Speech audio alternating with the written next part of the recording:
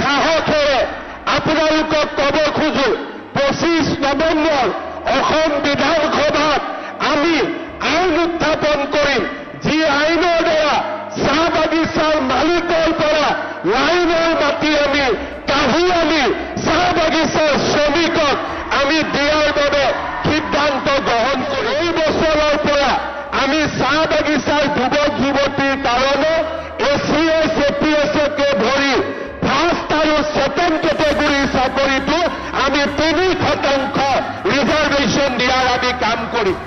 এই প্ৰচেষ্টাৰ চাহ বাগিচাত মেজিষ্ট্ৰেটৰ সৃষ্টি কৰিব, চাহ বাগিচাৰ পৰা DSPৰ সৃষ্টি কৰিব আৰু চাহ বাগিচাৰ বহল সমাজখনে অসমৰ জনজীৱনলৈ আগবাঢ়ি যোৱাৰ সুবিধা পাব।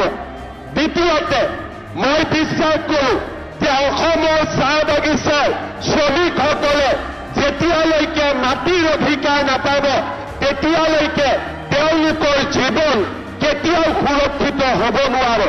আজিৰ পৰা 3 বছৰ আগতে অসম বিধানসভাত মই স্পষ্টভাৱে ঘোষণা কৰিছিলোঁ যে মই অসমৰ মুখ্যমন্ত্ৰী থকা সময়তে চাহ বাগিচাৰ মালিকৰ পৰা বাগিচাৰ লাইনৰ মাটি কাঢ়ি আনি শ্ৰমিকসকলক দিয়াৰ মই ব্যৱস্থা হাতত